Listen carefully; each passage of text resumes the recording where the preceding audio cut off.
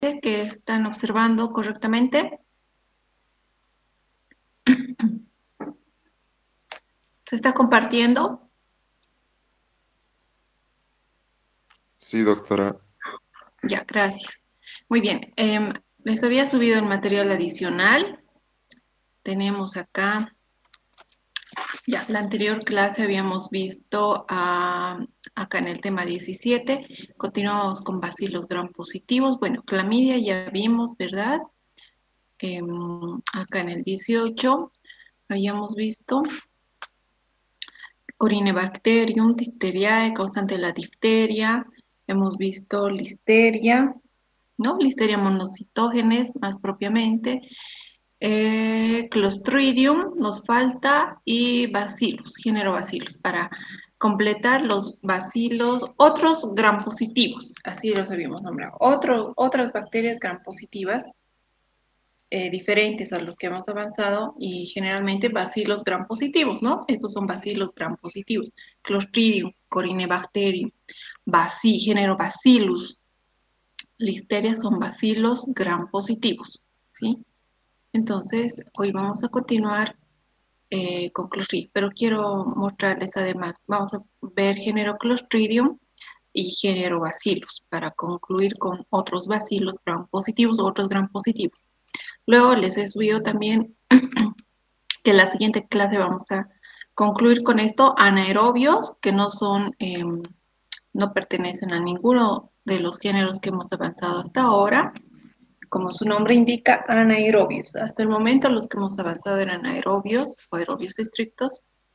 Y también les había compartido género treponema, ¿no? Causante de sífilis, treponema pallidum, que es una espiroqueta, que por eso no, tampoco está agrupado en los anteriores géneros de bacterias. Entonces, el examen va a ser hasta acá, hasta el tema 20, ¿sí? Hoy nos vamos a abocar a ver Clostridium y Bacillus, ¿sí?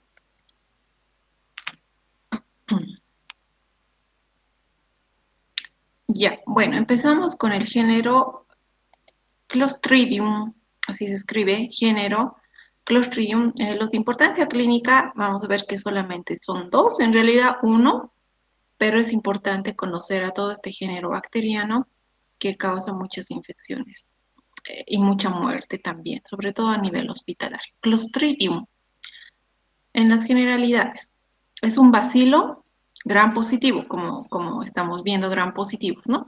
Pertenece a la familia Bacilliaceae.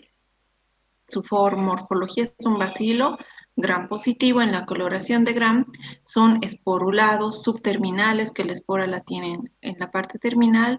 Son anaerobios estrictos. En la clasificación debemos decir que producen, según sus especies de esta bacteria, que pueden ser Clostridium perfringens, Clostridium tetani, Clostridium botulinum, Clostridium difficile. Estas cuatro especies de Clostridium, del género Clostridium, son las que tienen mayor importancia clínica, pero vamos a ver en cuáles no existen muchos casos porque existe la vacuna, pues, ¿no? Entonces, vamos primero con Clostridium perfringens. Clostridium género, perfringens especie, produce la gangrena gaseosa y en sus características se debe a que tiene un factor de virulencia tóxico y produce infección e intoxicación. Más, ¿no? Vamos a ver ahora el mecanismo de transmisión. Clostridium tetani, esta es la bacteria que produce la conocida enfermedad de tétanos, que ustedes para ingresar al internado deben tener la vacuna contra el tétanos entre su esquema de vacunación para ingresar al internado y vamos a verlo por qué. Por lo tanto, no hay casos de enfermos con tétanos, ¿no? Porque se supone que la mayoría son vacunados y la vacuna generalmente dura 10 años y luego se tiene que poner un refuerzo. No sé si ahora ha cambiado en el esquema de vacunación del ministerio. Seguramente eso nos van a actualizar el grupo que tiene que exponer vacunas. Ya, entonces esta enfermedad del tétanos es producida por Clostridium tetani, que generalmente causa intoxicación y también infección con menos proporción. Tenemos Clostridium botulinum, que causa la enfermedad del botulismo, ¿no? Y también tenemos Clostridium difficile, que causa enteritis equivalente necrosante, que es la complicación de una infección, ¿no? Por toxinas, ¿no? Este género Clostridium se caracteriza por la producción de toxinas. Entonces, uno causa gangrena gaseosa, que tampoco es una enfermedad frecuente, Clostridium tetani, que tampoco es una enfermedad frecuente, Clostridium botulinum, que tampoco es frecuente. No es como la tuberculosis, por ejemplo, que es una enfermedad endémica, ¿no? Que todos los días vemos casos. En cambio, con estas infecciones no, porque existe la vacuna y vamos a ver más adelante qué otras condiciones. Pero la excepción, Clostridium difficile, sí es frecuente, pero no en la población ambulatoria, podríamos decir. No en la población, no te puedes contagiar en el medio ambiente, sino esta tiene mayor importancia y su transmisión sobre todo es a nivel hospitalario. ¿Sí? Los pacientes que están hospitalizados tienen probabilidad de contagiarse, infectarse y desarrollar la enfermedad, la infección por Clostridium difficile. Cuanto mayor estancia hospitalaria, mayor una persona esté en el hospital, mayor riesgo de infectarse porque esta bacteria está en el ambiente hospitalario y luego lo vamos a describir. ¿Ya? Entonces, esas son las 4 especies de importancia clínica de género. Generalmente, como es un bacilo gram positivo anaerobio estricto, su nicho ecológico es natural. También se puede encontrar en el intestino de los animales y obviamente posteriormente en sus heces. Esas heces van a estar en el ambiente, en el medio ambiente, ¿no es cierto? Y estas heces tienen unas esporas, que estas esporas son viables y que son la fuente de contaminación para adquirir estas infecciones por Clostridium. Ahora vamos a empezar por Clostridium perfringens. ¿No? Este Clostridium perfringens, ya, es un bacilo gram positivo, posee flagelos no perítricos. Hemos visto la clasificación de los flagelos, ¿no es cierto? En las primeras clases, ¿no? Tiene una cápsula. Sabemos que la cápsula es un factor de virulencia importante en las bacterias, aquellas que tengan cápsula, porque no todas tienen, generalmente se consideran más virulentas, ¿verdad? Hemos visto porque en las cápsulas también tienen antígenos que van a tener relación con la virulencia de cada microorganismo. En la clasificación de perfringens podemos clasificar en la Clostridium perfringens clase A, B, C, D y E, según la producción de toxinas mayores y menores, ¿no? Clasificación. En cuanto a su epidemiología, esta bacteria causa la gangrena gaseosa, ¿no? El 90% de los casos de gangrena gaseosa la causa Clostridium perfringens y el 10% es causado por otras especies de Clostridium, como puede ser Clostridium novi y Clostridium septicum. ¿Cómo una persona va a adquirir esta gangrena gaseosa? Es la inoculación de las heridas, como hemos visto, dónde están estas bacterias, en el nicho natural, en los animales, en el intestino, en sus heces, sus esporas, son fuente de contaminación. Entonces, está en la tierra, ¿no? Y dónde está la tierra con mayor cantidad de heces, donde hay ganado, ¿no es cierto? En la tierra, en áreas donde existen ganados, entonces una persona con una fractura, una herida expuesta y que contamine con estos lugares donde existen las esporas de estas bacterias, se puede llegar, obviamente, a inocular la herida, infectar, contaminar, infectar y desarrollar la infección. La gangrena gaseosa. Esta gangrena puede producir en las mujeres embarazadas abortos. ¿Cuáles son las condiciones que favorecen que esta bacteria invada a nivel de los tejidos y a nivel del intestino? ¿No? Generalmente las fracturas expuestas, las heridas, hernias o también que la persona o el huésped tenga obstrucción a nivel intestinal. Sus factores de patogenicidad, como habíamos visto, todas estas son productoras de toxina. Entonces, las toxinas mayores y menores. Este Clostridium perfringens tiene la toxina alfa y la toxina beta en su estructura. En la alfa, la lecitina, que produce la necrosis. y la toxina alfa-hemolítica que produce hidrólisis y produce otros componentes como la cefalina y la esfingomielina. También posee la toxina beta tipo C y la toxina beta de necrosis, que esta es la encargada de producir o desarrollar en el paciente enteritis necrosante. Vamos a ver imágenes posteriores. Entonces, esto es súper importante, muchachos, porque en realidad estas toxinas son parte de la composición de la bacteria, de su estructura bacteriana, y además gracias a estas toxinas es que es una bacteria patógena, ¿no? Patógenas que causa enfermedad. Entonces es importante saber qué toxinas, porque en base a las toxinas también están los métodos de identificación en laboratorio, que no solamente son cultivos, porque como son bacterias exigentes, anaerobios estrictos, especiales como las anteriores que hemos llevado, como clamidia, por ejemplo, no se puede cultivar en los medios de cultivo que vemos, que usamos de rutina en laboratorio, ¿no? Entonces necesitan algunos cultivos celulares u otras técnicas o técnicas moleculares, de ahí entra la biología molecular y la relación que tenemos nosotros con los biólogos moleculares como microbiólogos, o la microbiología molecular, que es otra especialidad de los bioquímicos del laboratorio, para aplicar técnicas moleculares para identificar microorganismos, ¿no? Entonces, tenemos que correlacionar todo aquello. Entonces, en base a estos factores de patogenicidad o virulencia, están aplicadas o desarrolladas las técnicas para el diagnóstico en laboratorio. Y hablamos de inmunoensayos, técnicas microbiológicas, técnicas de biología molecular. Ya, entonces, esas son sus toxinas mayores que se las clasifica así para Clostridium perfringens, la toxina alfa y la toxina beta. Bueno, hablamos de sus toxinas menores. Tienen la toxina que están clasificadas en números, como la hemolítica, la que es causante 1,3 de la permeabilidad vascular, también por letras la K, U, I, que son productores de neuraminidasa, la toxina U que produce la DNasa, colagenasa y hialuronidasa, la enterotoxina TL tipo A, que produce cambios electrolitos en el hueso.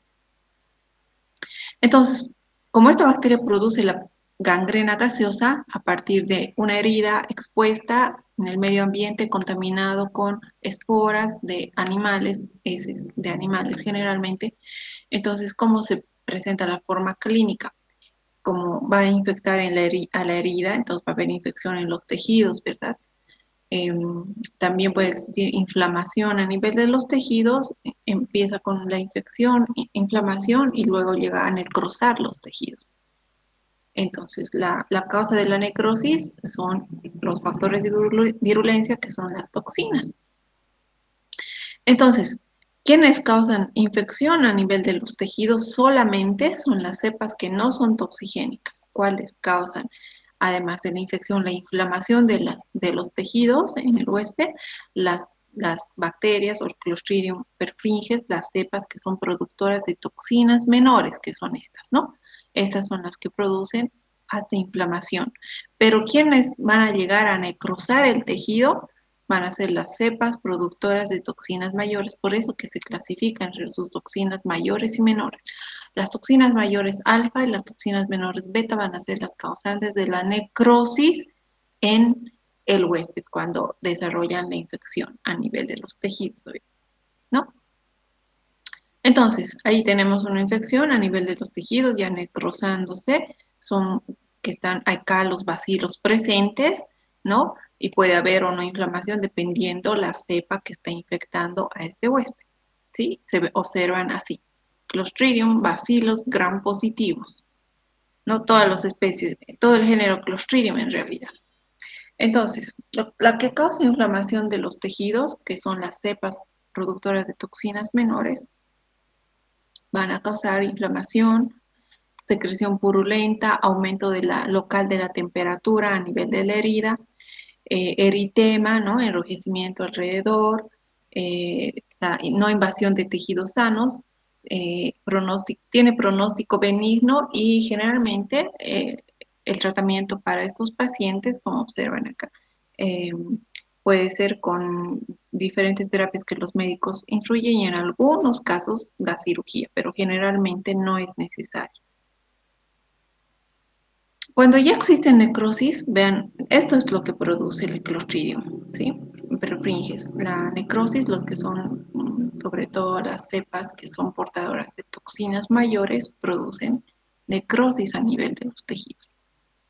Pero estas, como hemos dicho acá, van a producir las cepas productoras de toxinas mayores, ¿sí? Es pregunta, examen. Necrosis en los tejidos. Va a haber obviamente manifestación de infección, de inflamación, luego va a empezar la invasión a los tejidos sanos, va a haber dolor intenso, una secreción serosa, sanguinolenta y negruzca. Además va a tener un olor fétido, ¿no? La piel va a estar así lisa, como lustrosa, brillosa, de color oscuro, ¿no? Va a haber, generalmente el paciente va a estar en un malestar general, va a llegar a tener fiebre, taquicardia, ¿no? Intoxicación. Su pronóstico de esta necrosis es grave. La tasa de mortalidad de pacientes que llegan a adquirir o infectarse por Clostridium perfringens, las cepas que son causantes de necrosis, tienen alta mortalidad y generalmente la terapia es la cirugía radical, ¿no? Del sector donde está pues la necrosis a nivel de los tejidos, ¿sí? ¿No? Entonces, esa es una de las terapias, cirugía radical. Em, bueno, entonces también a nivel de los tejidos blandos, como ven aquí, produce celulitis, fascitis, mionecrosis, va a tener obviamente el paciente además hemólisis, fiebre, insuficiencia renal, va a empezar a atacar al riñón, va a haber zonas con o sin herida, dolor, mal olor porque son anaerobios, ¿no? Edema, inflamación, cambios de coloración, etc. Entonces, cuando ya, generalmente eso es lo que ocurre en los tejidos. También nos podemos intoxicar a partir del consumo de alimentos y en el paciente va a ocasionar diarrea, vómito, va a ocasionar en los niños la enteritis necrotizante que por las toxinas mayores, ¿no? Alfa y beta, puede llegar a necrosar el intestino, una enteritis necrosante, puede pasar a torrente sanguíneo y producir bacteremias, hemia, sangre, bacterias, ¿no? Con un alto porcentaje, ya que el paciente cuando una vez pasa a torrente sanguíneo va a tener un alto porcentaje de mortalidad. Luego septicemia, que va a ser mortal en casi todos los casos que lleguen hasta sangre, generalmente en los 15% de los casos con necrosis. Entonces, ¿cómo realizamos el diagnóstico? El diagnóstico es el primero que el médico, siempre el médico tiene que instaurar el diagnóstico clínico, ¿verdad? El diagnóstico clínico, él va a ver a partir de las manifestaciones clínicas del paciente, ¿sí? Y tiene que actuar de inmediato. Luego, en la infección de los tejidos, puede ser que el estudio bacteriológico no sea útil porque no existe todavía inflamación. Y cuando ya existe la inflamación, puede ser un estudio bacterioscópico y luego un cultivo. En el estudio bacterioscópico, acá en la tinción de Gram, vamos a observar bacillus, bacterias, o sea, y también podemos observar otras bacterias, o sea, puede ser igual una infección mixta, ¿no? En el agar sangre para anaerobios, no cualquier agar sangre, o sea, con un cultivo anaerobio, vamos a observar hemólisis, como ven acá, hemólisis beta, ¿no? La alfa es la incompleta y la beta es la completa, ¿verdad? En un agar con yema de huevo con neomicina, la reacción de Nagler, que es una opacidad alrededor de la colonia opaca. Ven acá, como opaca alrededor de la colonia. Estas son colonias. Cada una es una colonia. Esa es la reacción de Nagler. Y ese es un agar sangre con yema de huevo con neomicina. Eso observamos en la morfología del Gram, Clostridium perfringens en la tinción de Gram y doble hemólisis típica en el agar sangre. Aquí una interna y otra la más grande, ¿no? La reacción de Nagler, ¿no? Entonces tenemos que tener obviamente el cultivo con agar sangre anaerobio y yema de huevo con neomicina para poder aislar esta bacteria. Una vez que se identifica en laboratorio, se instaura el tratamiento, ¿no? dependiendo si el paciente tiene una celulitis no complicada y el paciente no es inmunocompetente. Ahí los médicos instauran dicloxacilina, puede ser un inhibidor de beta-lactamasa como amoxiclavulánico, cefalexina o macróleos. Pero si el paciente es un paciente inmunocompetente, ¿no? Ya instauran la terapia con beta-lactámicos ya de segunda o tercera generación, cefalosporinas, ¿no? Aminoglucósidos, puede ser, pero combinados, gentamicina, amicacina, aminoglucósidos o combinados con clindamicina. Ese es el esquema de tratamiento dependiendo la característica de inmunocompromiso del paciente. Ya cuando desarrolla la bacteria en el paciente, él llega a desarrollar una fascitis necrosante, el tratamiento se va a basar en aminoglucósidos, puede ser gentamicina, amicacina, con cefalosporinas de tercera generación y además clindamicina y metronidazol, una combinación de antibióticos, ¿no? Y si es mixta, como hemos dicho acá, porque se pueden observar además otras bacterias, además si fuera además infectada o puede ser una infección con Staphylococcus aureus, vancomicina y mepenec. Y en la gangrena gaseosa, penicilina G, clindamicina, metronidazol, imipenem, meropenem, cloramfenicol son las opciones de tratamiento para este tipo de infección causada por Clostridium perfringens que llega a causar necrosis en la gangrena gaseosa. ¿Sí? Yo, la verdad, nunca he visto un caso de gangrena gaseosa. Es más, si lo vemos ahora, es de notificación obligatoria, ¿sí? Entonces, hay que en realidad notificarlo al ministerio y sería una noticia bomba en nuestro país, ¿no? Entonces, son infecciones no frecuentes, pero que sí se puede llegar a. Ya, luego después del tratamiento, la profilaxis, medidas de prevención. Entonces, primero, ¿no? Como hemos dicho que está en el medio ambiente, en la tierra, en el excremento de los animales, y luego con una herida infectante, una herida abierta, infectada, uno puede llegar a infectarse. Entonces, hay que cuidar, obviamente, las personas que tengan heridas para no estar en contacto con el medio ambiente, ¿no? Eh, bueno, el dejar de tejidos comprimidos sin circulación y desvitalizados, extraer de todo el cuerpo extraño, lavar la herida con solución salina, no cerrar los bordes y utilizar antibióticos. Obviamente, el tratamiento se tiene que instaurar rápidamente. ¿Sí? Eso es siempre lavar la herida, ¿no? Lo más posible con solución salina o con, muchos utilizan en el campo sobre todo jabón, ¿no? Y abundante agua, no solamente para este tipo de infección, sino también para evitar, por ejemplo, la rabia cuando los animalitos van y causan heridas con las mordeduras, también hay que realizar lavado de las heridas.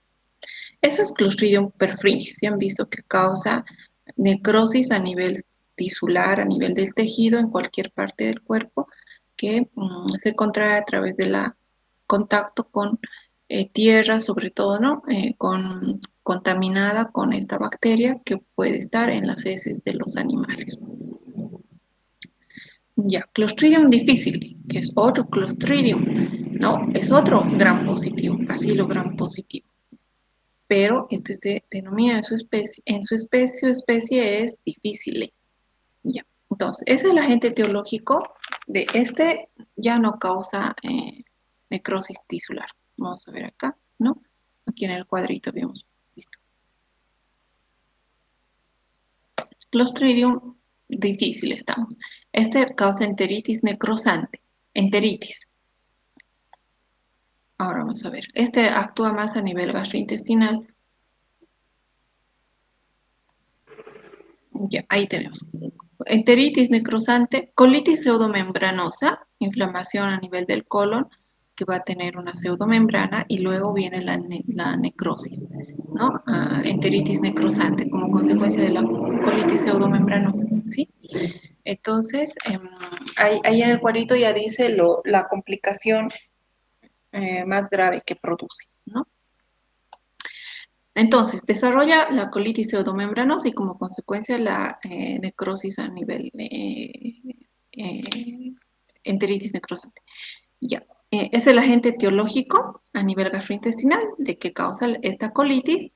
El tratamiento antimicrobiano debe instaurarse porque esta bacteria también produce toxina y vamos a ver qué toxina. Generalmente los antibióticos pueden combinar los médicos entre ampicilina y clindamicina, vamos a ver más adelante, pero también debemos tomar en cuenta que esta bacteria es un colonizador en la microbiota intestinal de las personas. Habitualmente está como parte de la microbiota, por algún desequilibrio va a hacer que se manifieste y cause una infección, ¿no? Generalmente del 0 a 10% de los adultos tiene esta bacteria, pero como colonizante y no como infectante. Sus factores de patogenicidad, si hemos dicho que este produce, es una bacteria productora de toxina, entonces tenemos que ver cuáles son esas toxinas. Ahí tenemos los factores de patogenicidad, son la toxina A y la toxina B. Estas dos toxinas son súper importantes, como les dije, para entablar el diagnóstico de laboratorio, porque están basadas en la detección de estas toxinas, ¿ya? La toxina A, que es la enterotoxina, y la toxina B, que es la citotoxina.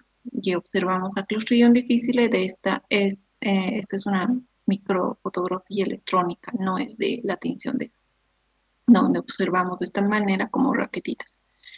Entonces, esta Clostridium difficile, que hemos dicho que está a nivel de colon del aparato gastrointestinal, produce colitis pseudomembranosa. Entonces, ¿qué va a producir? Primero va a producir, en realidad el cuadro clínico está basado en necrosis de la mucosa intestinal.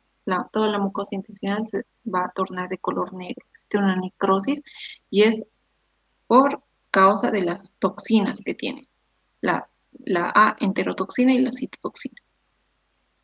Acumulación de polimorfo nucleares y fibrina va a causar en el paciente diarrea acuosa con sangre, también le va a producir cólico abdominal, leucocitosis, va a tener fiebre, hipovolemia, puede llegar a una sepsis y a una perforación del intestino, ¿no?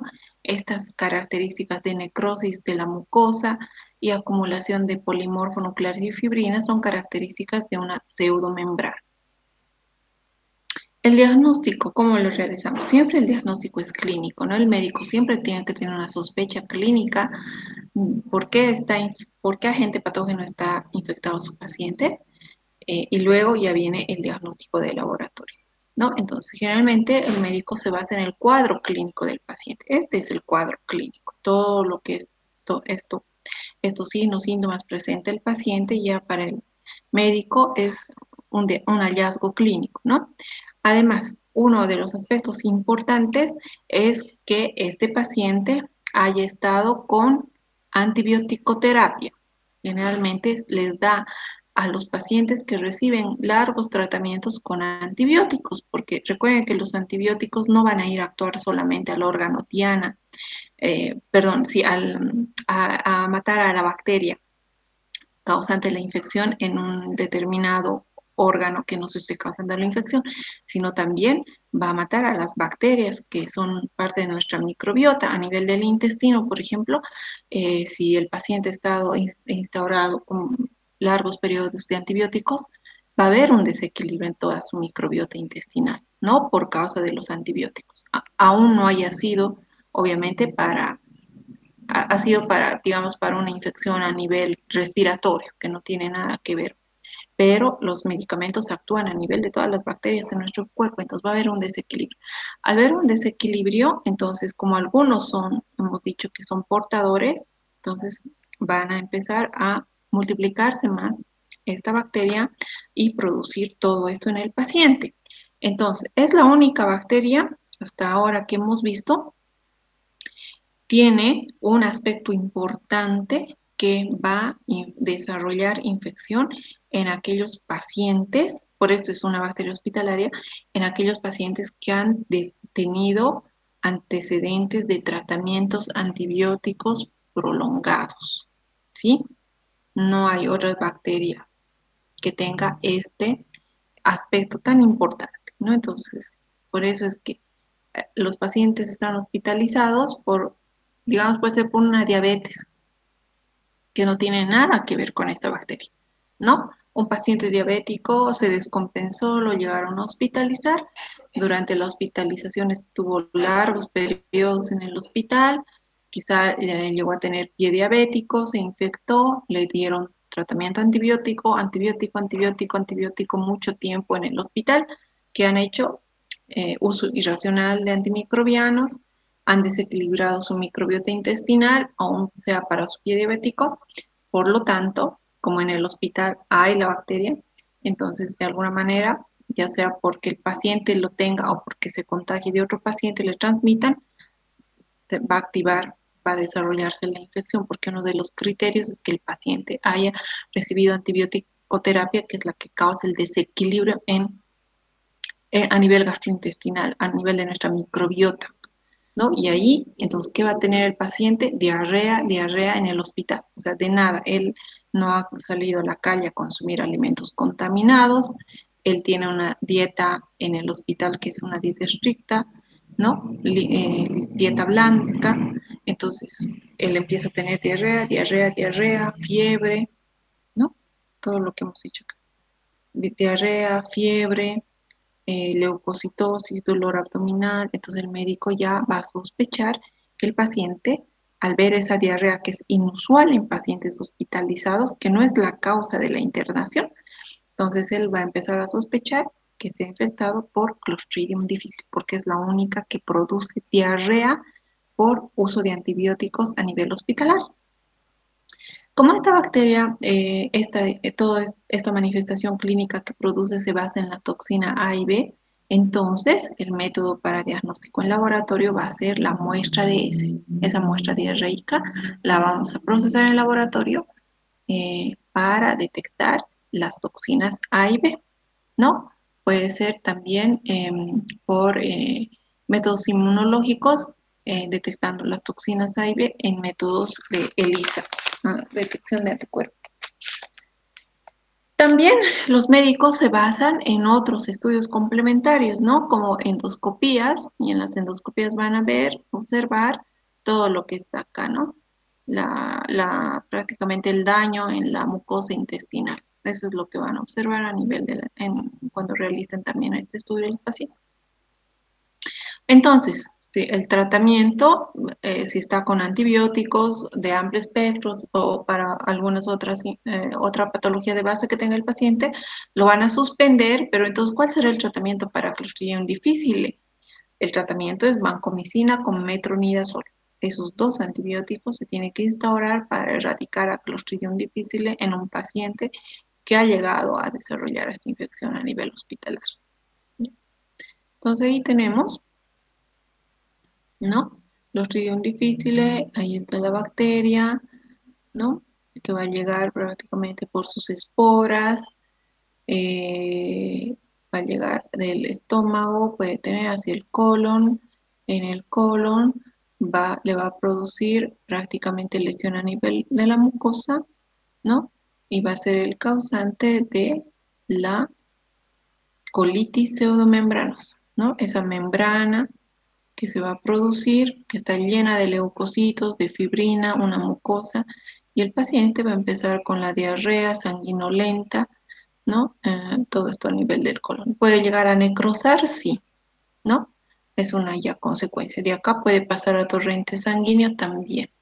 Entonces ahí tenemos las células epiteliales a nivel del colon, ¿no? La pseudomembrana, ven, estos ya son leucocitos polimorfonucleares, que ya están destruidas las células epiteliales, que ya prácticamente se va formando una fibrina.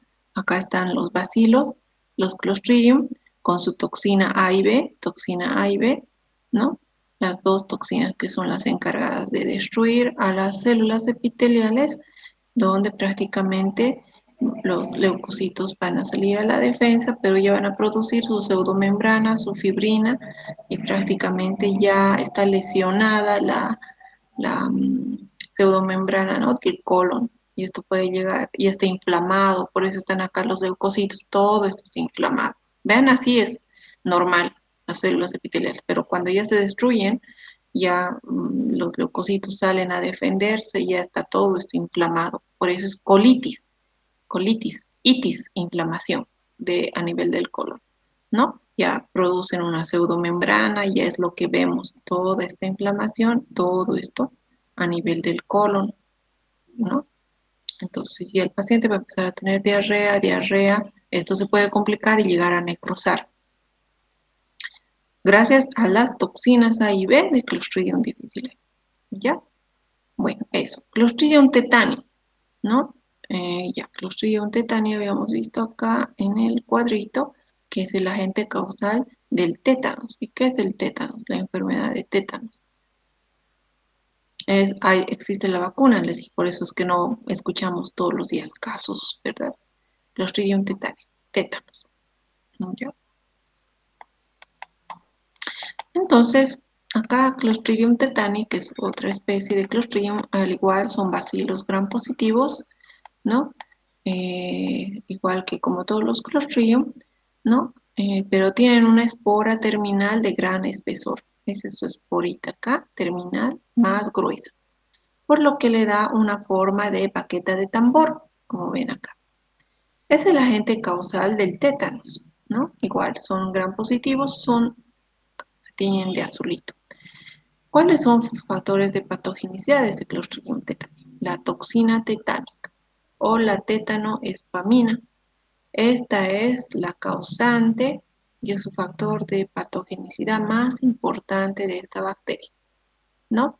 Entonces, esta toxina tetánica existe de la de cadena pesada, que se va a unir a los receptores de la membrana del huésped, o de cadena ligera, que va a inhibir la liberación de los inhibidores de neurotransmisión motora y va a producir la glicina y GABA.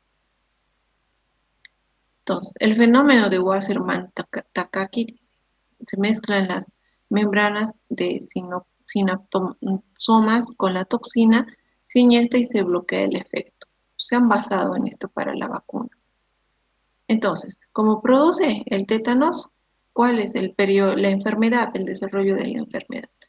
Es un periodo de incubación de 20 días o más, ¿no? A partir del contacto con estas toxinas, ¿no? Y el paciente va a empezar a desarrollar la enfermedad de tétanos. ¿Cómo es la enfermedad de tétanos? Ahorita vamos a ver. Entonces, generalmente el paciente tiene así, como ven en la imagen, es un paciente con tétanos. Tiene contracturas, calambres, ¿no? A nivel de los músculos circundantes. Contractura a nivel de los músculos de la cara, como observan acá en la imagen, los músculos de la cara. El paciente tiene irritabilidad, sudoración profusa, sudoración excesiva, salivación, empieza a salivar, ¿no? Y contractura de todos sus músculos voluntarios, como observan acá. Así se pone el paciente con tétanos, así, esa es su contractura.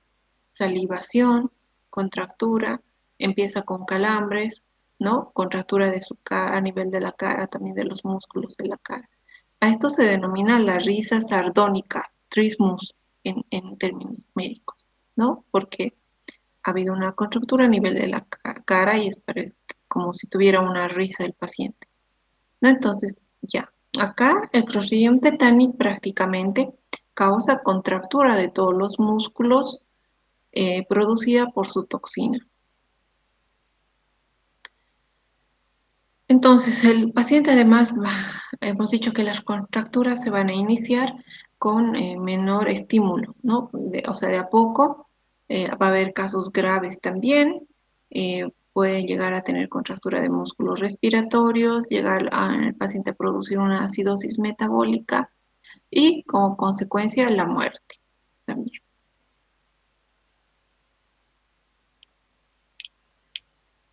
Ya. También puede dar al paciente un tétanos localizado. ¿Qué quiere decir? Que solamente le va a producir en un lugar anatómico del cuerpo. Ahí le va a producir una contractura solo en los músculos que circundan la herida, ¿no? Eh, También tétanos cefálico a nivel de la cabeza o tétanos neonatal, que esto se da como algunas infecciones que hemos visto siempre que la mamá le pasa a través de la placenta, ¿no? al bebé, como la contaminación del cordón umbilical durante el parto en una paciente que esté con tétanos, ¿sí? Entonces, esa es la... Entonces, como tiene contractura a nivel de los músculos, este es muy en realidad característico, ¿no? Se supone que esta bacteria, ¿no? ¿Cómo se contagia el mecanismo de transmisión? Es igual, está en la tierra, está en el estiércol, está en el establo, está en las heces de los animales, está ahí todo el Clostridium tetani, ¿no? Entonces, una vez que, al igual que el otro Clostridium perfringens, no que el Clostridium difficile, porque el Clostridium difficile hemos dicho que los pacientes son portadores y se pueden activar la bacteria a partir de un desequilibrio en la microbiota por el uso indiscriminado, prolongado de antibióticos, ¿no? Y ahí en el paciente le produce diarrea. En cambio, el Clostridium perfringens y Clostridium tetani, el mecanismo de transmisión se da a partir de las heridas contaminadas, ¿sí?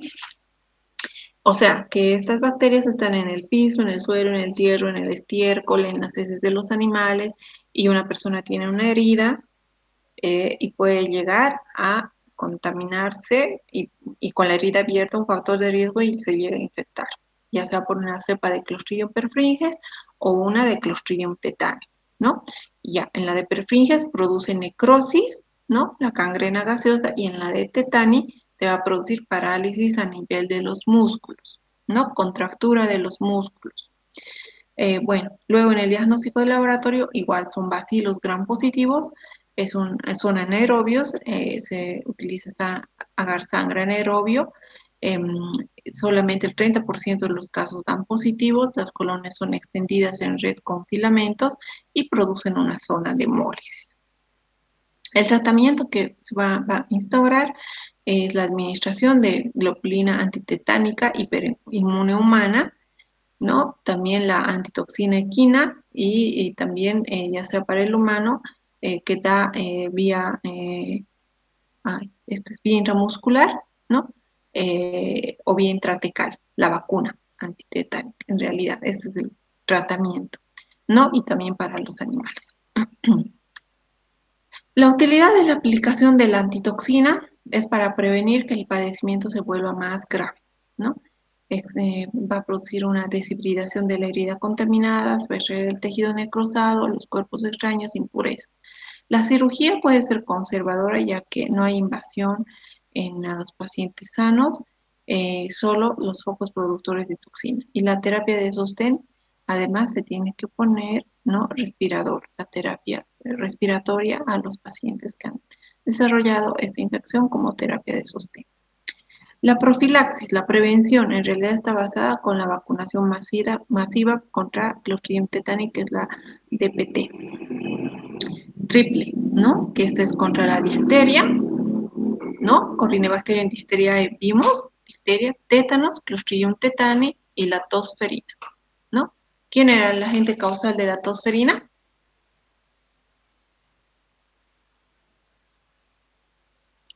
A ver, ¿quién me dice? Hemos avanzado ya.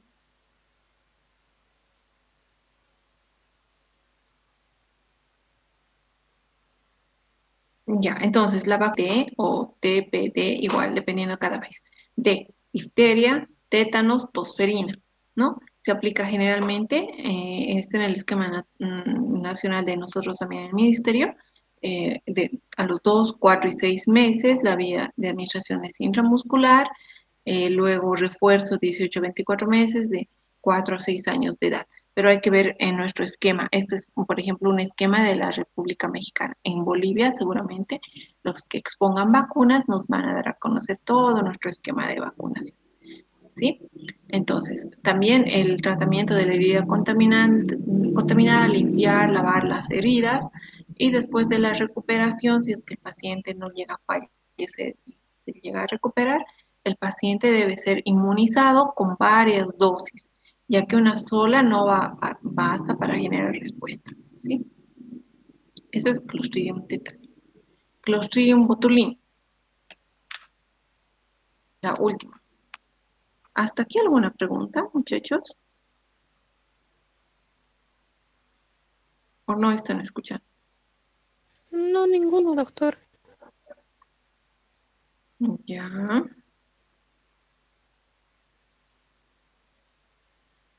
Ya, entonces vamos con Clostridium.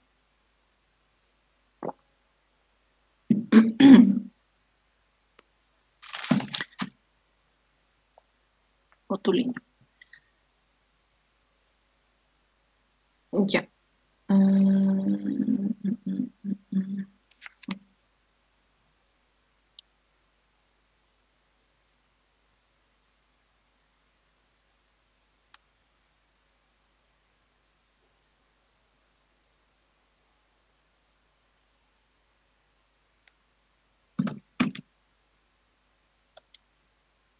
Clostridium botulinum. El cuarto agente causal, género Clostridium, de importancia clínica.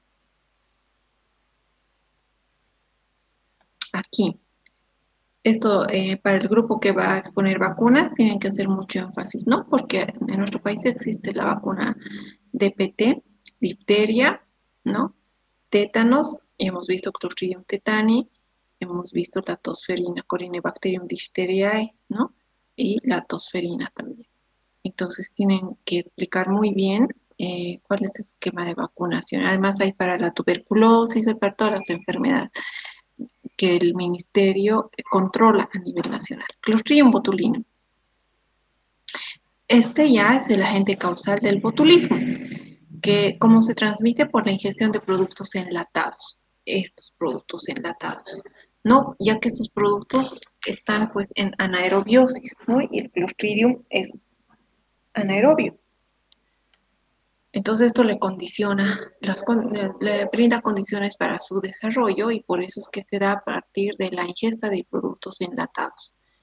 En realidad de las esporas que prácticamente pueden estar acá en estos productos enlatados si es que no han prácticamente tenido los procedimientos correctos de esterilización.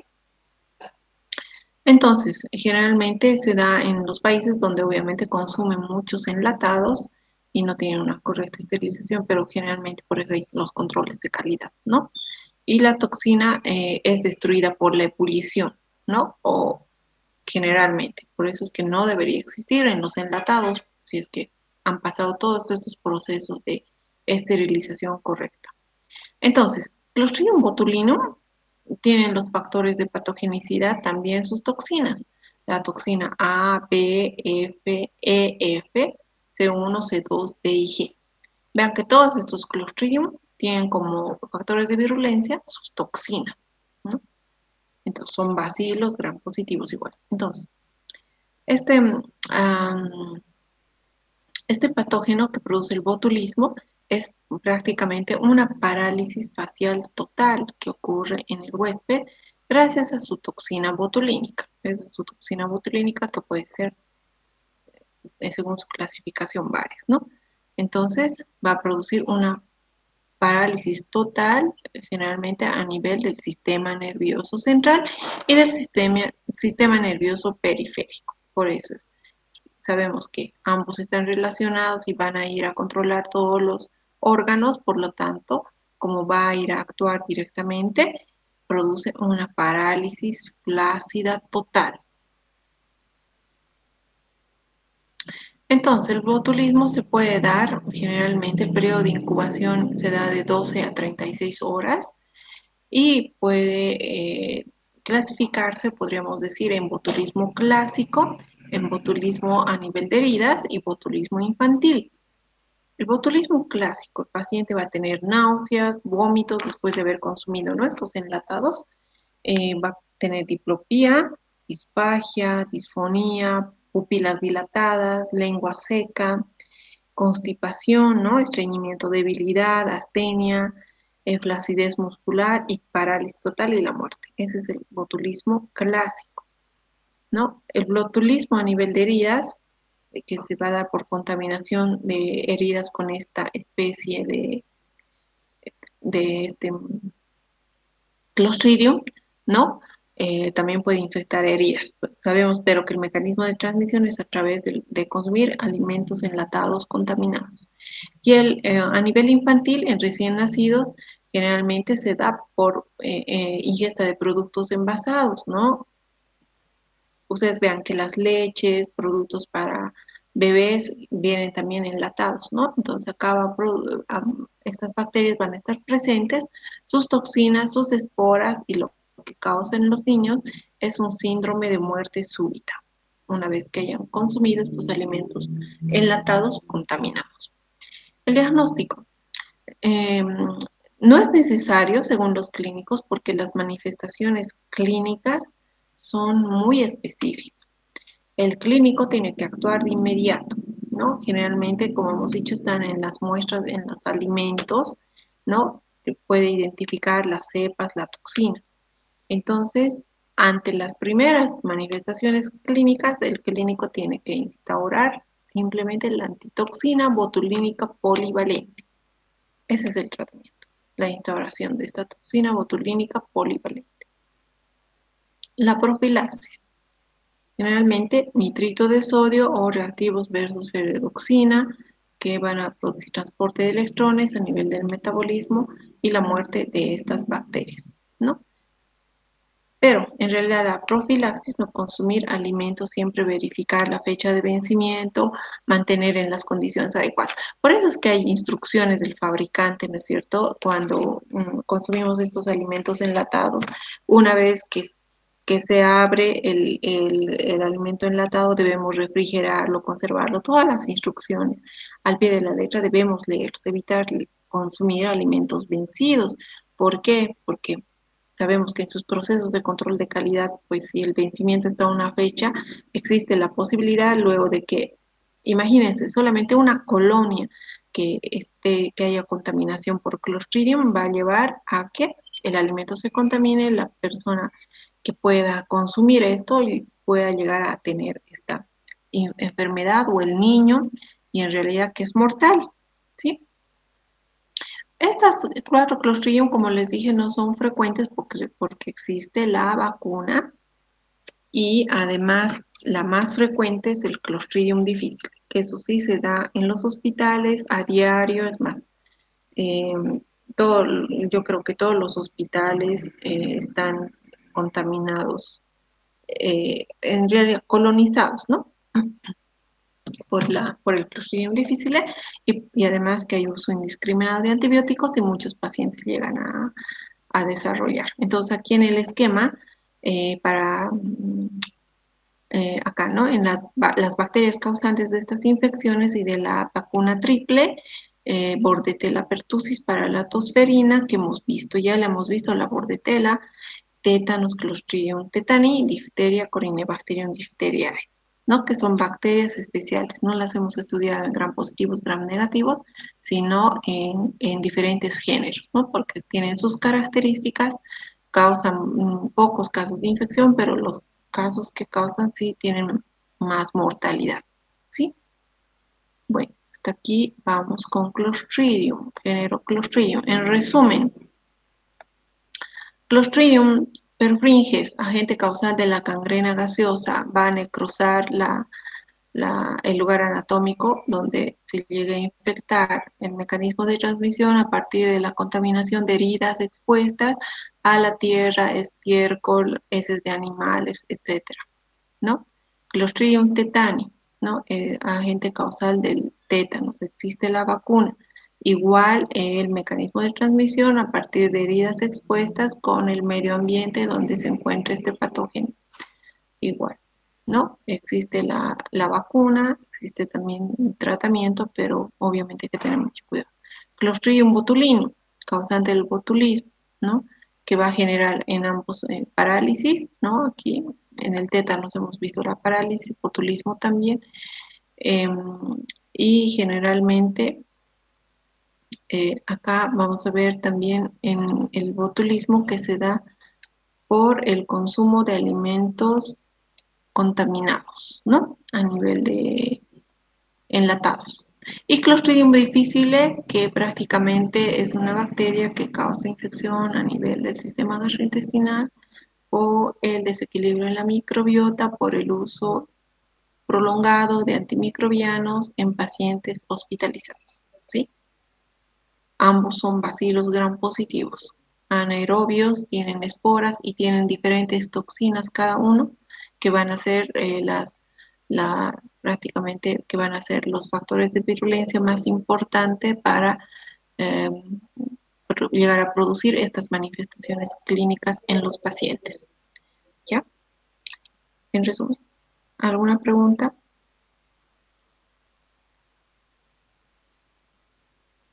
Melanie, buenas noches. Sí.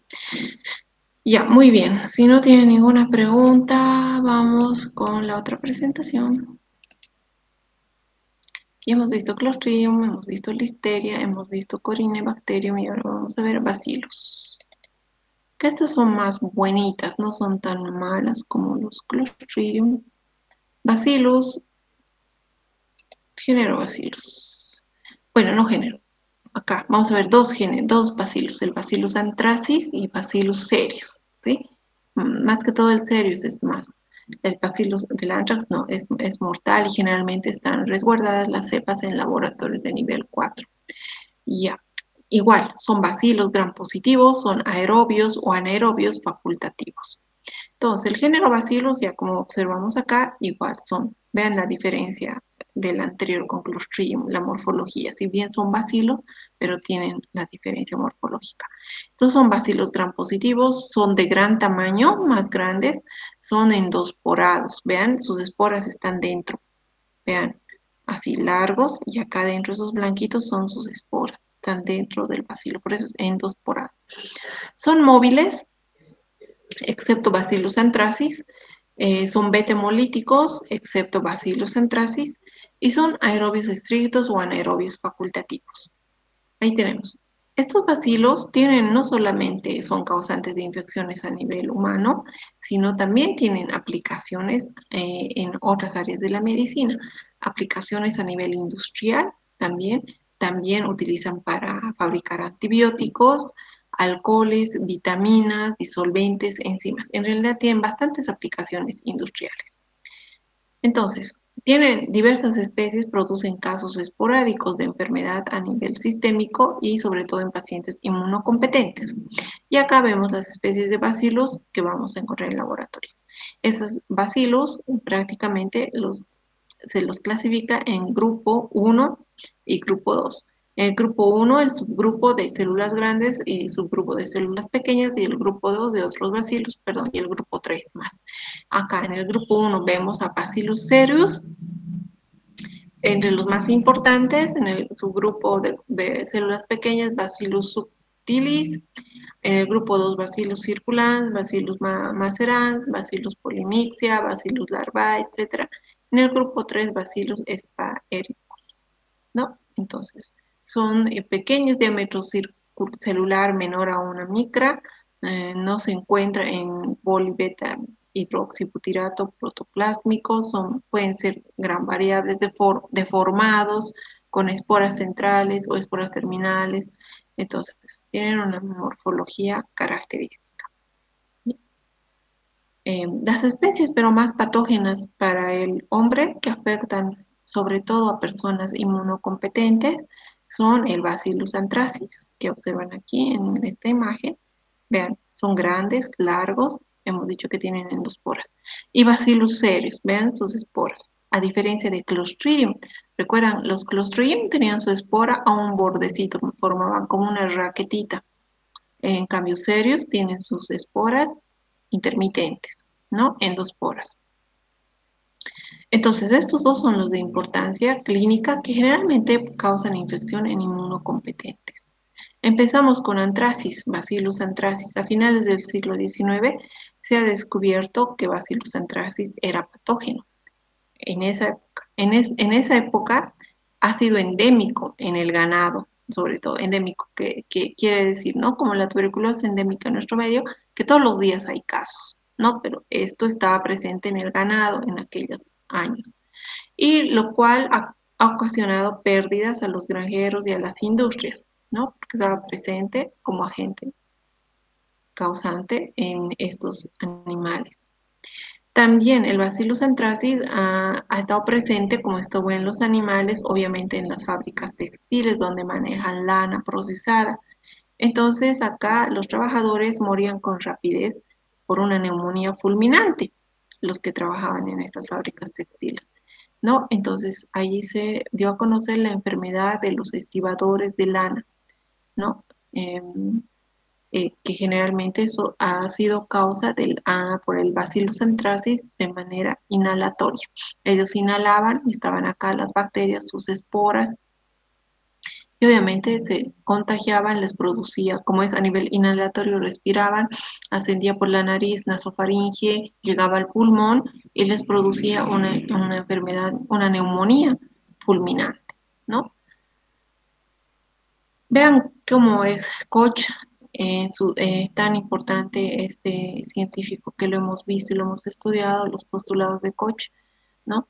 Que Koch en 1877, bueno, que Koch había descubierto el bacilo de Koch, pero él también aisló los bacilos de anthrax en animales enfermos.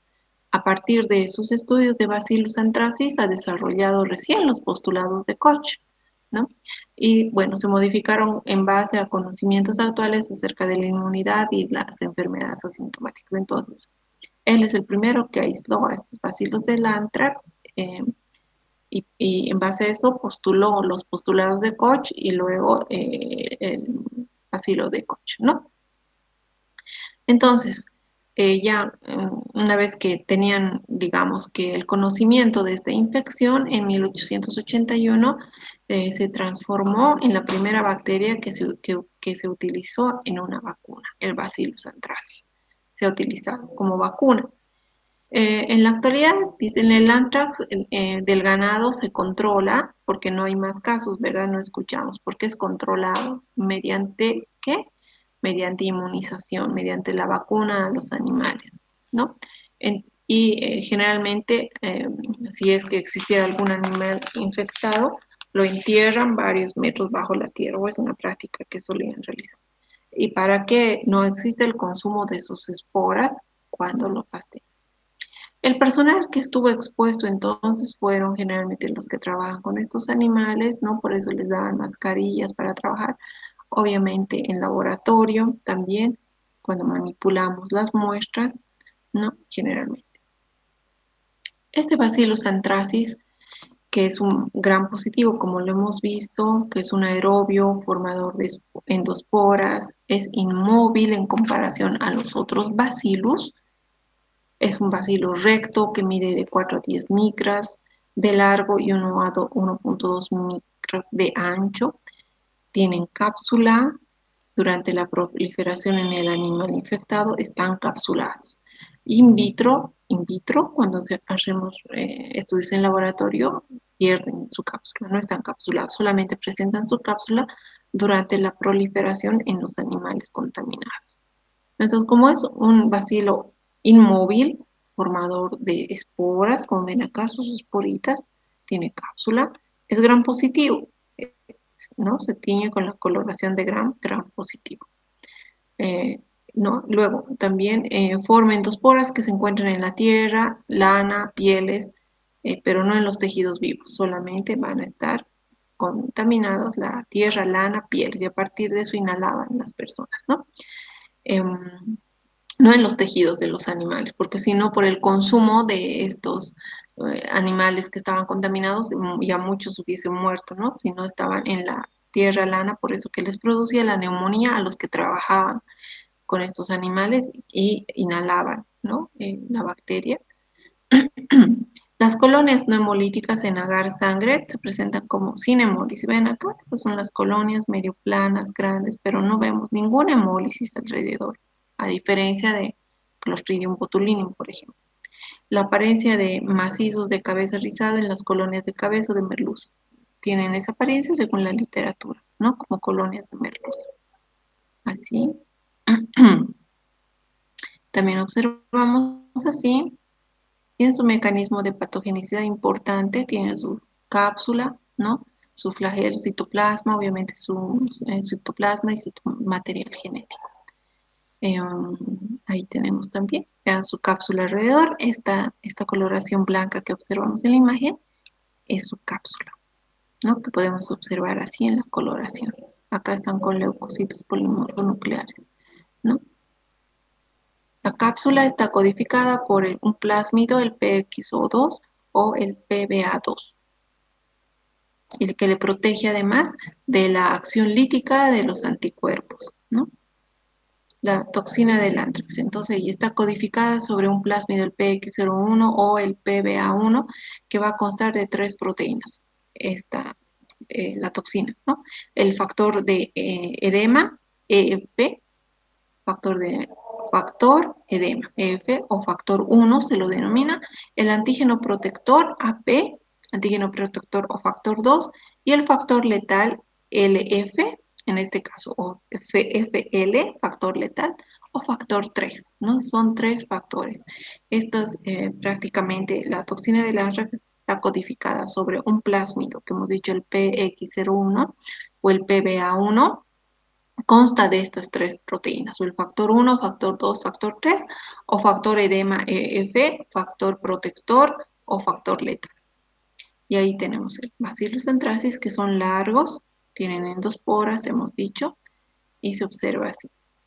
Entonces, la patogenia, prácticamente el PA aquí, el antígeno protector, como hemos mencionado, que es la proteína portadora, se va a enlazar con los receptores de la superficie de la célula hospedero. Y aquí tenemos la célula hospedero y prácticamente va a hacer que se adhiera más a esta célula. Una vez que esté enlazado, el factor protector se desprende mediante una proteasa celular. El componente de mayor tamaño va a permanecer unido con el receptor de superficie, donde se enlaza con una molécula de EF o LF, y así van a actuar los 3 factores, ¿no? El EF, factor de edema, o el LF, factor letal, con el factor protector. El complejo PAF o PALF entra a la célula por endocitosis y va a ejercer su efecto, y la patogenia se va a dar por la cápsula cuando establece la infección inicial, la toxina, y que ocasiona signos y síntomas del paciente en la enfermedad. Y ahí están sus esporas a nivel cutáneo, luego a nivel intestinal, a nivel pulmonar, ¿no? Que van a prácticamente diseminarse, ¿no? Y van a ir a producir también a nivel del pulmón edema y muerte. Pueden llegar a torrente sanguíneo, como observamos aquí los bacilos, producir toxemia, septicemia, shock y muerte. Puede llegar también al sistema nervioso central y producir la muerte a nivel de las meninges.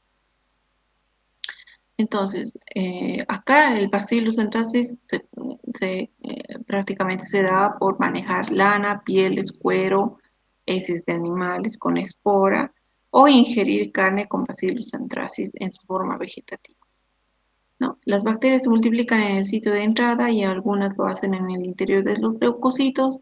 Existe lisis cuando el citoplasma se llena de células, y las bacterias se multiplican fuera de las células y producen la toxina de anthrax y producen la necrosis. La necrosis que produce el Bacillus anthracis es así: a nivel cutáneo puede ser, también a nivel pulmonar, a nivel meningio y a nivel gastrointestinal, ¿no? Pero a nivel cutáneo se observa de esa manera. También esas son las lesiones que produce Bacillus anthracis. Vean primeramente así, luego va necrosándose de a poco, acá todavía no, luego ya va, la necrosis crece más y aquí ya totalmente necrosado. Lo mismo acá, ¿no? Y ahí tenemos una necrosis a nivel de las manos por Bacillus anthracis. Es el anthrax cutáneo. En el día 1 aparece así, en el día 6 ya la necrosis aumenta, en el día 10 ya prácticamente aumenta mucho más. Esto es cuando empieza, ¿no? Su evolución, la evolución de la necrosis en el anthrax cutáneo. Y aquí. Entonces, la vía cutánea, los microorganismos van a acceden a través de pequeños cortes y se multiplican. Uno hemos dicho a nivel de pulmón cuando inhalan. Para adquirir infección por Bacillus anthrax a nivel cutáneo, tiene que existir un pequeño corte ¿no? Y en contacto, obviamente, con los microorganismos, estos se van a multiplicar. Eso es a nivel cutáneo. A nivel pulmonar, la inhalación, ¿no? Los microorganismos que son inhalados, que se van a multiplicar en los pulmones y son barridos hacia los ganglios linfáticos donde se produce una necrosis hemorrágica. Y a nivel de ingestión, rara vez, dice, los microorganismos son ingeridos en la carne, por ejemplo, infectada, como les mencioné anteriormente, rara vez. Con ella resultante invasión y ulceración en la mucosa gastrointestinal, menos frecuente. También el antrax cutáneo o pústula maligna se denomina, que es el carbúnculo, es una infección causada por este bacilo. La forma más frecuente, el 95% de los casos, el paciente se infecta con las esporas de este antrax a través de una herida y 2 a 5 días después va a presentar esta lesión. Bueno, es lo mismo, ¿no? Que forma primero la pápula, va a haber una pápula, la formación, comezón, va a empezar a picar, luego esa se va a transformar en una úlcera con bordes levantados y luego esa se va a llenar de líquido color azul negruzco y rodeada de vesículas. Esa es la que produce. También en la piel localizada, una escara central rodeada de zonas edematosas, ¿no? La úlcera se va a transformar en una escara negra y los ganglios linfáticos se la drenan y se inflaman y se dilatan. La escara va a sanar espontáneamente y deja una cicatriz. Algunos pacientes van a presentar una lesión diseminativa, edema subcutáneo, bacteremia, toxemia y el 10 a 20% que no llegan a tener tratamiento van a morir. El antrax pulmonar, que era por inhalación, ¿recuerdan? De las pieles de los animales. Antrax inhalatorio. Esto se daba en los manipuladores de lana, cruda, pieles, cueros, que inhalan las esporas de antrax. Esas esporas pasan por la respiración, a la nariz, nasofaringe, van a pasar a los pulmones, bronquiolos inferiores, alveolos, donde son fagocitados por los macrófagos alveolares, pero van a llegar a producir síntomas como mialgia, dolor muscular, fiebre, tos, que no productiva, tos seca, puede existir una mejora de 2 a 4 días, repentinamente les va a producir insuficiencia respiratoria grave, cianosis, disnea, edema subcutáneo de cara, cuello, derrame pleural, puede ser, y la muerte se puede dar en 24 horas después de las manifestaciones clínicas. Y ahí se inhalan las esporas, el periodo de incubación 2 a 3 días, las esporas son transportadas por los macrófagos a los nódulos linfáticos mediastínicos. Va a comenzar la sintomatología con fiebre, tos, no productiva, inicio de dificultad para respirar el paciente, mediastinitis hemorrágica y puede llegar al sistema nervioso central, produciendo una meningitis en el 50% de las personas que desarrollan neumonía por este Bacillus anthrax, y luego de producir meningitis puede causarles la mortalidad, alta mortalidad.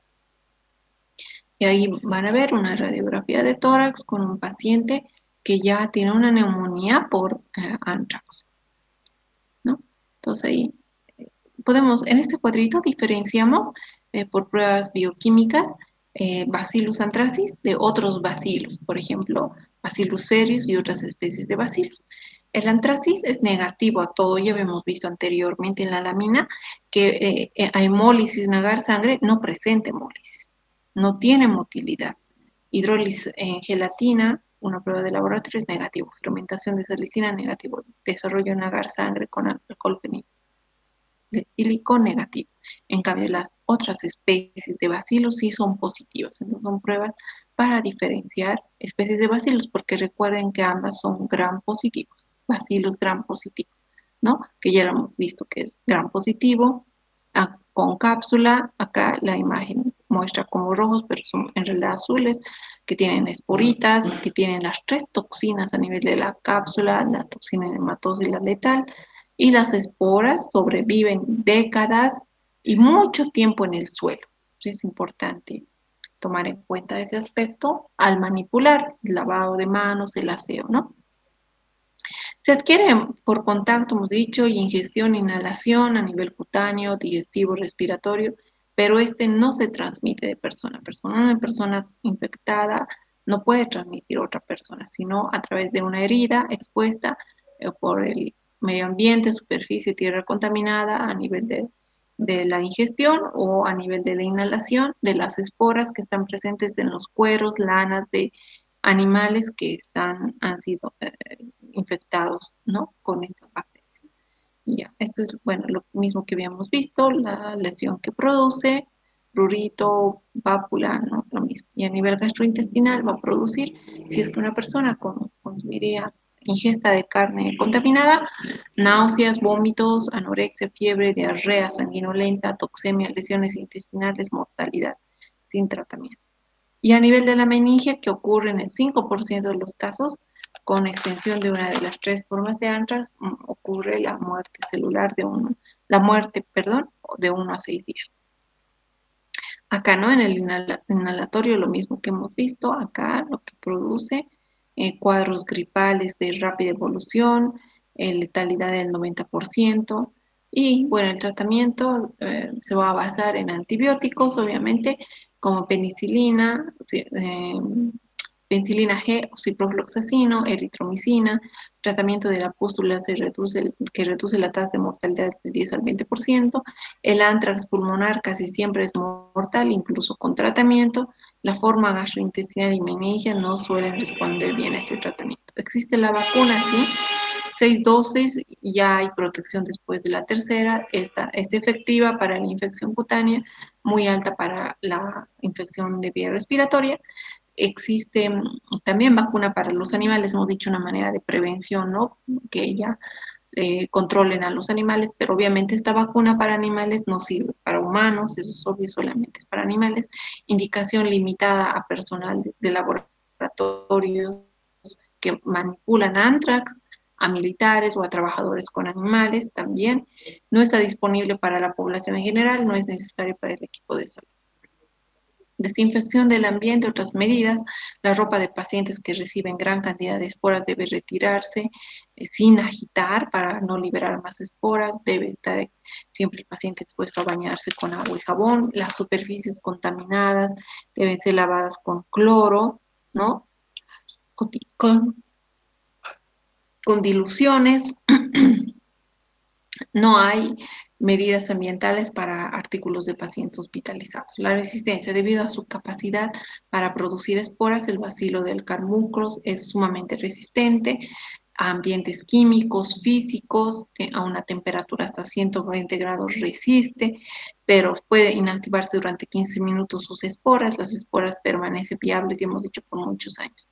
La epidemiología, la incidencia de Bacillus anthracis si bien es baja, por eso no hay casos, porque existe la vacuna, hay personas que no son vacunadas, ¿no? Generalmente hay la comunidad antivacunas que están en contra de las vacunas, etcétera, y que pueden trabajar en estas hilanderías, son las que tienen riesgo de contraer esta infección. Recordando, los individuos tienen que haber estado expuestos a las esporas para desarrollar la enfermedad. Para causar enfermedad, las esporas deben entrar en la piel, deben ser tragadas o inhaladas. Se puede prevenir la enfermedad post-exposición a esporas con tratamiento precoz y con el antibiótico adecuado. El anthrax no se transmite de persona a persona, ya hemos dicho. No, hasta ahí anthrax. Ahora vamos con Bacillus cereus, que son los dos. Estamos en Bacillus anthracis o Bacillus cereus, los dos que producen enfermedad en el hombre. Hemos visto anthrax, ahora vemos cereus. Cereus es otra especie de Bacillus, del género Bacillus. Es una causa de enfermedad transmitida por los alimentos que se reconoce con poca frecuencia. Su morfología obviamente es similar a Bacillus anthracis, pero han visto el cuadrito, cómo se diferenciaba de Bacillus anthracis de los otros Bacillus entre sus cereus, ¿no?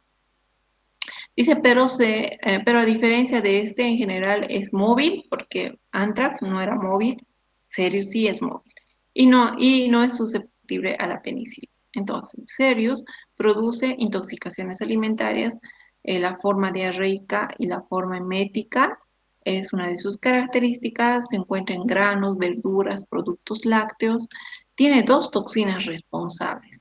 la emética productora de vómito y otra enterotoxina que está asociada a la diarrea. Y ahí vemos, son iguales, gram positivos, grandes, tienen esporas, y ahí vemos también el desarrollo en un agar, ¿no? Refrigeración de manera incorrecta y después se recalientan las esporas, germinan las células vegetativas, producen enterotoxinas. La enterotoxina aumenta los niveles intracelulares de la C. Y ahí vemos, así se observa en la coloración de Gram a los bacillus, ¿no? Acá podemos observar acá otras esta es coloración de Gram, ¿no? Estas son otras microfotografías también en un medio de cultivo, ella su espora, ¿no? Y acá en los medios también que tienen bordes irregulares, colonias grandes, ¿no? Aquí también y acá también observamos de esa manera los bacilos grandes. Ya, hasta ahí, serios, los dos. Y para concluir, lactobacilos, que son también bacilos gram positivos, pero no son patógenos, podríamos decir, no son muy patógenos. Esto sí, debemos conocer, sobre todo las mujeres, porque siempre tenemos como microbiota a nivel genital y cuando existe un desequilibrio, igual pueden llegar a producir vaginosis, ¿no? Un desequilibrio en la microbiota y mayor cantidad de estos bacilos a nivel del exudado vaginal. Estos bacilitos, lactobacillus denominados, pertenecen a la familia Lactobacilliae, son gram positivos al igual que los otros dos, no tienen esporas como los otros que hemos visto, estos no, y no son formadores de esporas. Anteriormente se conocían como bacilo de Doder-Lane. Algunos todavía lo pueden reportar así, pero es un nombre antiguo. La mayoría de las especies son homofermentadoras, forman ácido láctico a partir de glucosa y algunas heterofermentadoras. Son catalasa negativa en alguna prueba de laboratorio. Al microscopio observamos acá, vean, esta es una muestra de secreción vaginal de una paciente femenina, donde observamos la célula epitelial y acá los lactobacilos o bacilos de Doder-Lane, son bacilos gram positivos, como observan acá, pero no tienen esporas como los anteriores, a diferencia, no tienen. Entonces, su hábitat están distribuidos ampliamente en la naturaleza y en el ser humano. En la boca también tenemos bacillus, en el tracto gastrointestinal también, como parte de la microbiota. Estos se adhieren a la mucosa del intestino y en las vías genitales, urinarias, sobre todo la mujer, que es la fuente principal de ácido láctico, ¿sí? En la mujer. Entonces, para tener en cuenta, para que sean organismos probióticos efectivos, deben cumplir la serie de requisitos. Tienen que tener habilidad de adherirse a las células, excluir o reducir la adherencia patógena, persistencia y multiplicidad, producir ácidos, peróxido de hidrógeno, bacteriocinas, antagonistas del crecimiento patógeno, ser seguras y por ende no invasivas, no carcinogénica y no patogénica, coagregar y formar microbiota balanceada. ¿Qué enfermedades producen? A nivel clínico se encuentran como comensales, eso es parte de nuestra microbiota. A nivel no, entonces, o aislamiento de dudosa importancia clínica, no tienen dudosa importancia clínica. En raras ocasiones pueden ser complicadas y llegar a producir bacteremias, en raras ocasiones neumonías, en raras ocasiones endocarditis, meningitis, en raras ocasiones. En laboratorio, como vemos, la morfología, como han observado en la imagen, bacilos gram positivos no esporulados, que son largos, delgados, ¿no? Que varían de largos y delgados. A cocobacilos cortos frecuentemente se encadenan, algunos con tendencia empalizada, o sea, de diferentes posiciones. La mayoría son inmóviles y son catalasa negativa. En el agar, puede desarrollar en agar sangre, agar chocolate, no son tan exigentes como los Clostridium, por ejemplo, ¿no? En medio selectivo de rocosa con jugo de tomate, en caldo tioglicolato, ahí desarrollan muy bien los lactobacilos y también algunas especies de streptococos. El tratamiento. Con tratamiento generalmente a la vancomicina resistente, si fuera, utilizan penicilina conjuntamente con gentamicina y otros antimicrobianos de efectividad. Pueden utilizar cloranfenicol, minoxidilina y mepenep. El médico ya ve dependiendo el tipo de infección, el tipo de paciente, qué antibiótico va a utilizar, pero sobre todo es importante saber de este bacilo porque es agente de la microbiota normal en el aparato genital de la mujer, que cuando existe un desequilibrio puede llegar a producir una infección. Obviamente, este desequilibrio puede ser por muchas causas, ¿no? Cambio en el pH, puede ser las relaciones sexuales, cambio de parejas. Entonces, al existir cambio de parejas sexuales, cada pareja tiene su microbiota característica. Entonces, cuando existe un cambio de parejas sexuales, la nueva pareja tiene su microbiota, la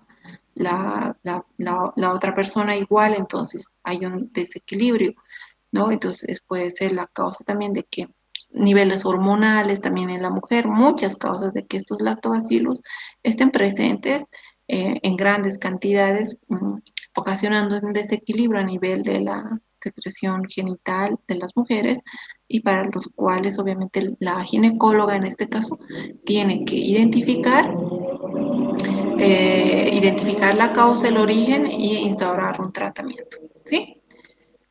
Ya, esos son los Bacillus anthracis, Bacillus cereus y Lactobacillus. ¿Alguna pregunta hasta acá, muchachos? ¿Dudas, preguntas? A ver, vamos.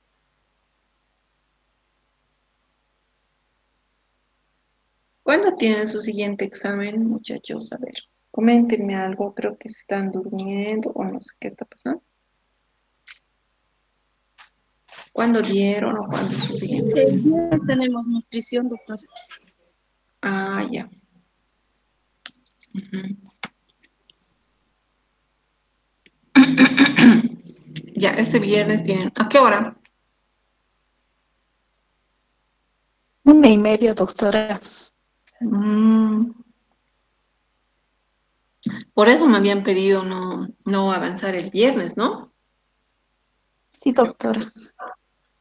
Ya, Y bueno. también teníamos examen de bioquí, doctora. ¿Y ahora cuándo vamos a repasar todo? Tenemos que repasar todo, muchachos, para el examen. ¿Qué día pueden?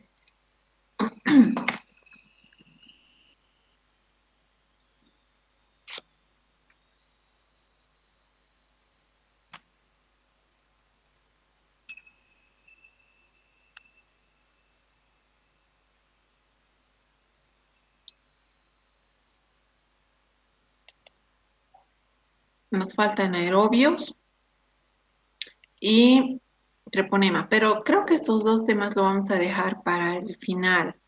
Y virus más, ¿no? Porque no, este viernes no vamos a poder ya avanzar porque tiene examen de nutrición y el martes sí es nuestro examen. Entonces, bueno, pues el día, hasta acá va a entrar, hasta el tema 18 va a entrar al examen, ¿ya, muchachas, muchachos? Recuerden que tienen una exposición el día 10 de noviembre. Me preguntaban el contenido. El contenido tiene que ir características generales. Acá, por ejemplo, tienen que mencionar morfología, ¿no? De la bacteria, clasificación, taxonomía, etcétera. Patogenia de la enfermedad, factores de virulencia, más enfocado en lo microbiológico y diagnóstico de laboratorio, ¿no? Tratamiento. Esos puntos van a ir en el tema que vayan a elegir por grupo el 10 de noviembre. Entonces el examen va a ingresar hasta el tema 18, hasta lo que hemos visto hoy. Hemos terminado estos 4 temas que son otros gram positivos y el 19 y el 20 lo vamos a dejar para el final con virus, ya que vamos a seguir avanzando virología. Pero yo quisiera que me den una fecha para en realidad, para repasar todo esto, en realidad tendríamos que repasar el día lunes, pues el día de la clase, si es que no pueden antes. No se deja a su consideración, porque el martes es el examen. Doctora, ¿desde qué tema es el examen?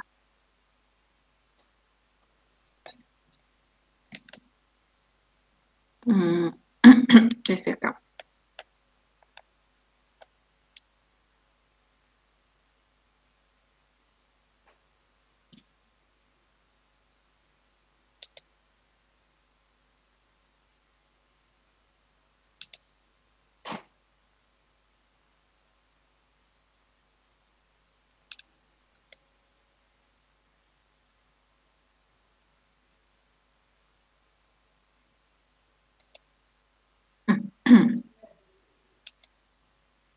desde el 11.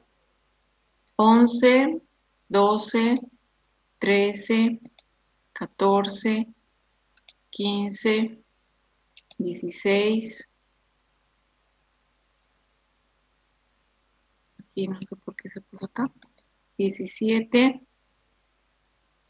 18, hasta el 18. Sí, del 11 al 18.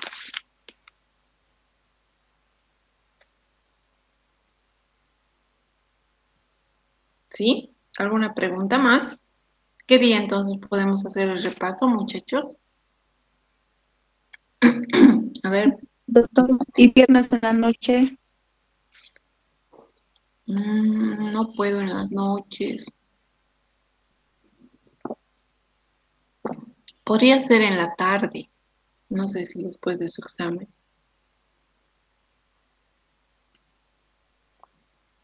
¿Qué opinan los demás? A ver, podría ser el viernes. No sé hasta qué hora es su examen.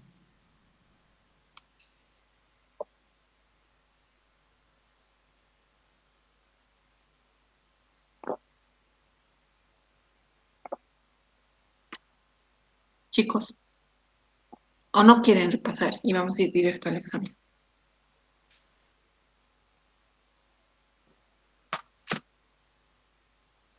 ¿Y sábado, doctora?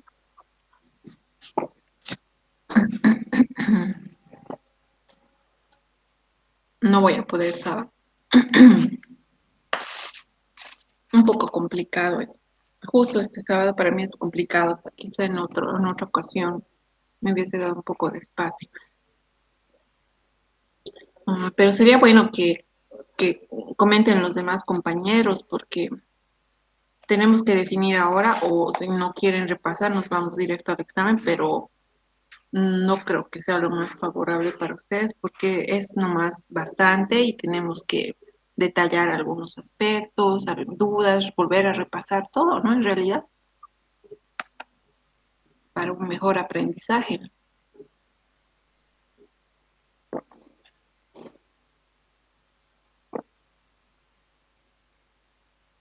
¿Qué opinan los demás?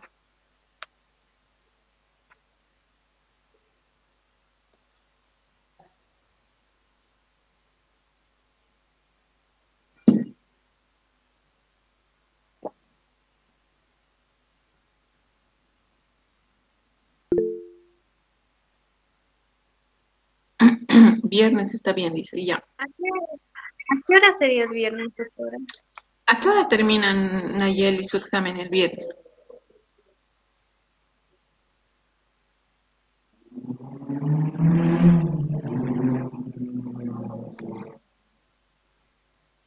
¿A qué hora terminan su examen? A las 2:30. Por mí podría, yo tengo disponibilidad para ustedes el viernes, me puedo hacer un espacio desde las 2:30 hasta las 5:30. Ustedes me dicen en qué horario. Yo creo que nos va a llevar una hora, hora y media repasar todo lo que hemos visto, los aspectos más importantes, ¿no? Para su examen. Díganme ustedes ahora a qué hora el viernes y por mí ya voy a estar agendado.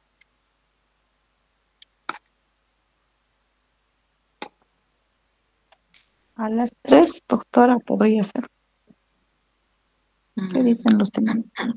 ¿Qué dicen los demás?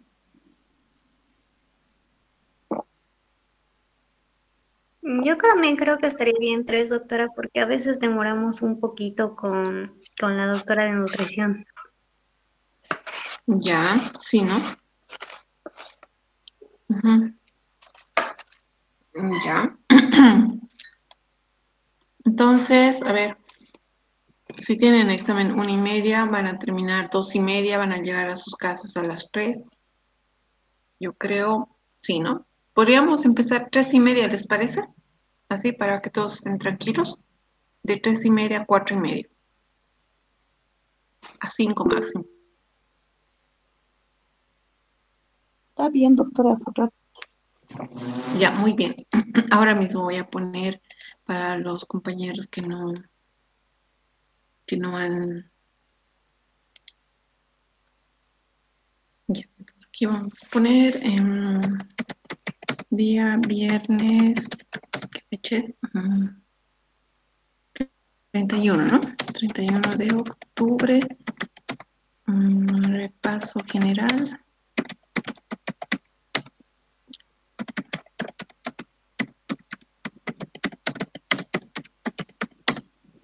$15:30. Ya. Examen del tema 1 del